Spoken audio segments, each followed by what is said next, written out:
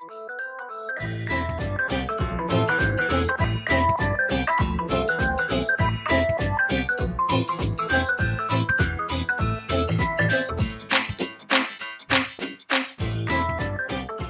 back to the CEO Showgirl Podcast, where performance meets psychology and stage fright meets its match. I'm your host, Lavinia Vale, and today we're tackling one of the biggest fears out there, the fear of public speaking. Why do people fear it so much, and how do performers overcome it? With me, as always, is my insightful co-host, Jonathan Jones. Thank you, Lavinia. Glossophobia is an important subject. This is a topic that affects so many people, from the boardrooms to burlesque stages. Let's dive into the science behind this particular type of performance anxiety. Wait. Glossophobia? I thought we were talking about stage fright when it comes to public speaking. Sorry. Insert mansplanation here. So glossophobia is the fear of public speaking, which comes from the Greek words glossa, meaning tongue, and phobia for fear or dread. Wow, that's fascinating. That mansplanation. Do you by chance know where a mansplainer gets his water? From a well, actually. Let's get into the science behind stage fright. Excuse me, glossophobia. Public speaking is one of the most common fears in the world. According to a study published in the Journal of Anxiety Disorders, around 77% of people experience some level of anxiety when speaking in front of an audience. But why? I imagine it has something to do with our brain's survival mechanisms. Bingo! The fear of public speaking is tied to the fight, flight, freeze response. When we perceive an audience as a threat, our sympathetic nervous systems kick in and our heart rates increase, palms sweat, our brains scream, run. And this response is actually an evolutionary response because back in the day, standing alone in a group of people staring at you usually meant danger. Wait, I thought it was fight or flight, but you said fight, flight, freeze? What's the freeze? Well, freeze is a third response to trauma. Evolutionary psychology identifies it as the response of people who are in chronic trauma situations, like children in abusive homes or adults who had grown up in abusive homes. In stressful situations, their parasympathetic nervous system kicks in and actually drops their heart rate and blood pressure, which cause a catatonic-like state. We call it deer in the headlights look, or some may even pass out. So our bodies are reacting as if we're being hunted instead of just delivering a speech. Your natural biological choices are to fight back, run away, or play dead. Exactly. When you feel you can beat the threat, you fight. When you feel like you'll lose to the threat, you'll flee. And if you've got a whole bunch of stored up trauma, your body will respond by trying to protect you by freezing. But the trick is learning how to reframe that psychological response. Instead of thinking, I'm terrified, a lot of performers train themselves to think, I'm energized. And that cognitive shift changes the whole game. It isn't easy, but it's definitely worth it. Okay. You had me take a couple of tests for this episode, the Myers-Briggs and something called the Big Five personality test. Yes, I took them too. So let's compare. And before we go too far, I just want to say that I hate the MBTI. It's horoscopes for HR. So that said, what's your MBTI sign? I'm an INTJ. Introverted, intuitive, thinking, judging. And right now, I'm judging the MBTI. It was loosely based on Jungian psychology, cherry-picking the parts they liked, then creating a poorly crafted assessment and aggregated self-report data to come up with a non-replicatable, non-valid assessment that HR departments everywhere have taken to be something meaningful. Well, I agree with you. The questions they asked were vague or had no context, and your responses could change constantly based on your mood or attitude. And that's separate from the fact that intuitive does not start with an N. I know, right? But they couldn't use a second I because they already had I for introverted. I was noticing in your assessment that or my assessment, I guess it was, they changed what the P stands for. I don't even know what they put down anymore. I've long since closed the link, but it was not perceiving. It was like processing or something. I don't know. It was something stupid. I mean, the whole thing is stupid anyway, but it was like even worse than the original, if you can imagine that. Anyway, to the point of the vague, no context responses could change constantly based on your mood or attitude. I actually have that exact problem with the MBTI when I take the assessment. My results vary depending on when I take it and what's happened preceding my assessment, the fact that I am a woman. And even though I did have the yeeting, I still have a cycle, and that does affect um, personality, and it does affect how your MBTI is going to turn out. Most of the time, I come back as an ENFP. However, I also have a very extremely high percentage of INFP, which is what the assessment that I did for this podcast was. But I also get ESTP, ENTP, ISFP, and ISTP. It's really all over the place. I mean, those are like the main ones, and it pretty much covers every single personality. Wow. That was a lot. So what was the other one you had me take? The Big Five? Yes, it's the Big Five, five-factor model, or Ocean, and it is my favorite personality assessment. It is based on actual science and the concept that personality isn't a binary, it's a spectrum. To explain it better, Ocean is what I'm going to use because it's the easiest. It's an acronym. So O is for openness to new situations. C is for conscientiousness and how you interact with your environment. E is for extroversion. A is agreeableness and how well you accept new ideas and concepts. And N is neuroticism or your emotional stability. Okay, so comparing our scores, you seem more extroverted than I am, but not by that much. Well, the way the results work is the percentage tells you what percentage of the population you scored higher than. On your assessment, you scored higher than 7% of the population on extroversion, meaning it's a miracle you're doing this podcast with me right now. I would rather be playing a video game right now, but here we are. I'm looking at your results, and you seem to have scored higher than 22% of the population. Why are you doing this podcast? I'm what Myers-Briggs cut from their assessment. I'm an ambivert.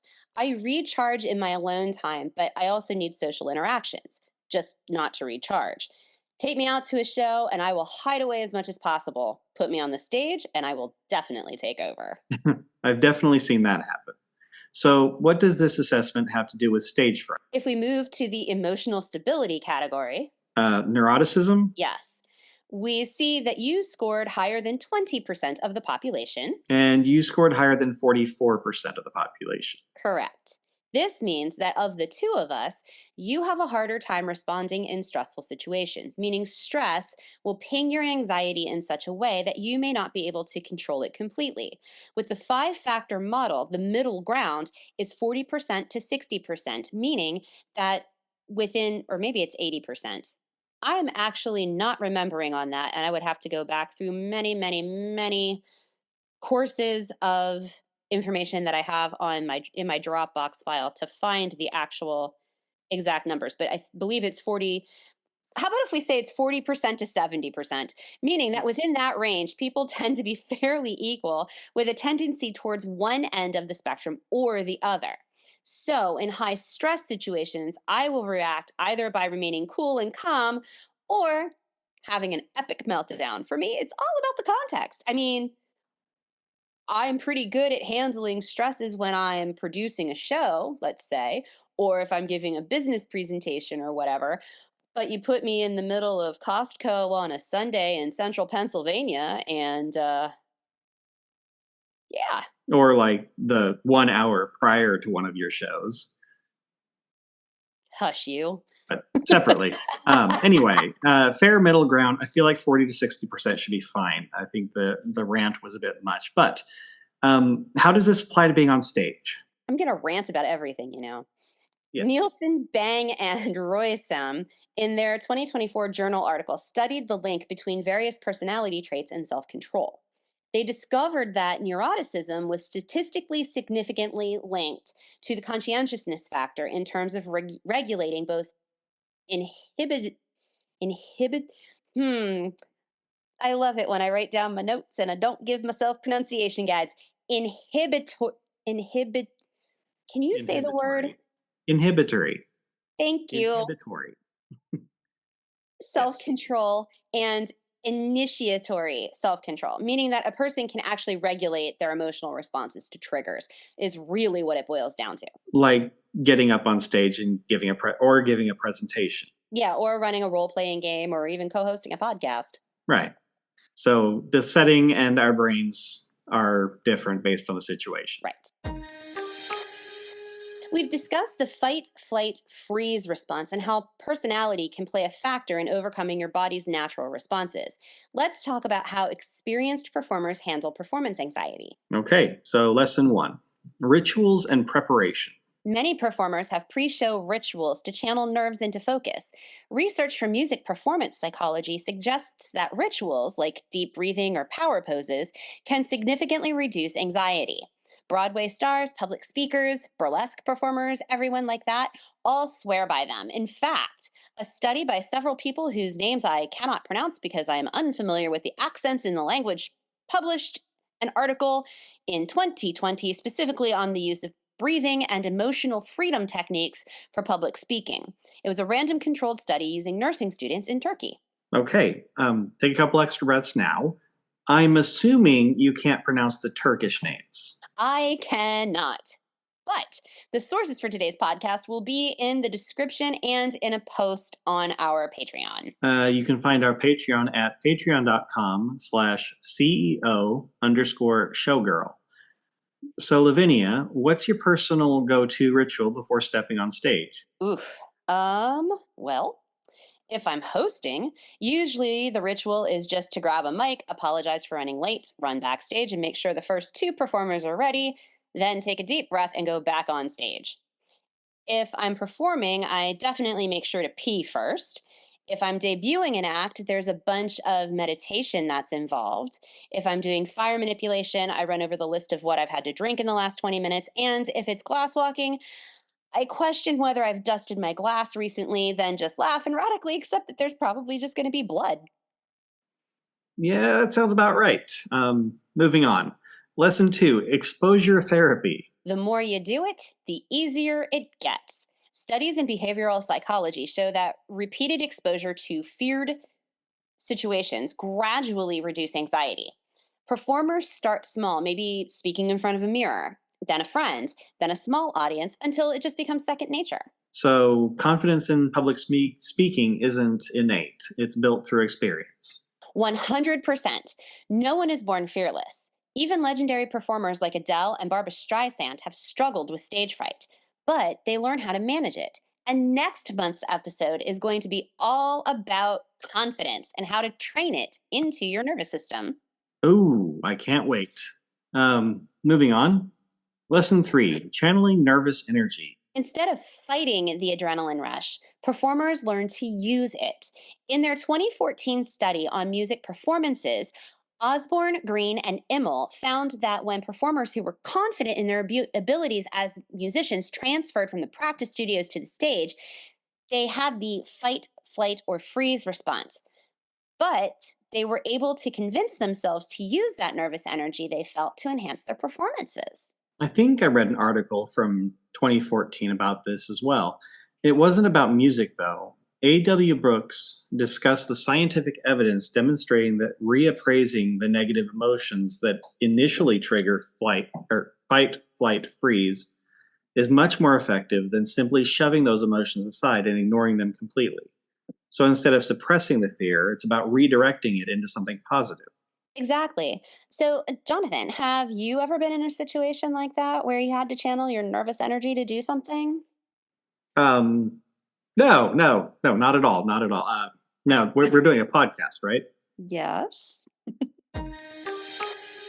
Now that we've talked about how performers overcome stage fright and have discussed how personality and the fight, flight, freeze responses are linked, let's translate this into the business world. Lesson 1, reframing fear as excitement. Harvard Business School research found that people who told themselves, "I'm excited," before a stressful situation performed better than those who tried to calm down. So if you've got a big pitch or a presentation or even an interview, lean into that adrenaline.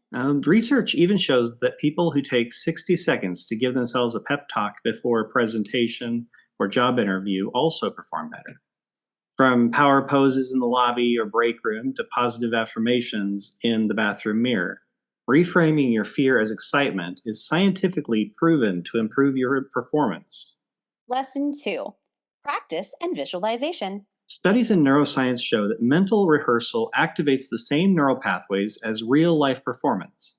Before stepping into a big meeting, visualize yourself succeeding. Just like performers visualize nailing their routines. I have a morning routine that involves positive affirmations, manifestation, and visualization. My affirmations address the parts of me I find weak and want to improve. My manifestations are me stating what I want my reality to look like. And my visualizations are done through a daily vision board where I can see myself accomplishing my tasks for the day. Like from cooking and cleaning to script writing and research to filming the Monday Minutes and to other upcoming projects for YouTube and OnlyFans. It really does work. I'm sure it does. Lesson 3, connecting with your audience. A performance isn't about perfection. It's about connection. Whether you're on a stage or leading a meeting, engaging with your audience makes all the difference. Making eye contact, using humor, and reading the room help to bridge that gap. That makes a lot of sense. So even in business, confidence is more about audience engagement than personal perfection? Absolutely. The best public speakers aren't the ones who never mess up. They're the ones who own their presence and keep the audience engaged. Don't you have some TikToks about that? Yep, they're part of season 1 of the Monday Minute segment, available on TikTok and YouTube Shorts, and obviously Patreon. So, what have we learned today? Fear of public speaking is a biological response, but it can be rewired. Performers overcome it through practice, reframing, and audience engagement, and you can too. Lavinia, this has been such a practical and empowering discussion. Thank you, Jonathan. And to our listeners, Jonathan, would you like to read the names of our seasoned performers? I said names as if there's more than just one. Sure. Right now, there's just one, and that's Clockwork Dragon. And we do love our... You wrote it twice. Yes, names. Yes, I did write it twice. But, hey, we love our clockwork. And if you want to hear your name on this podcast, then all you have to do is sign up as a stage kitten. That's a $1 a month support level, and we'll make sure to give you a shout out. Oh, it could be stage puppy too, but anyway. That's true. It could be stage puppy. If you found today's discussion insightful, head over to Patreon and let us know your thoughts. And if you're listening to this on Apple Podcasts, please give us a 5-star rating and leave a comment. Any comment is fine. This month, why don't you tell us what your favorite vacation spot is in the review on Apple Podcasts?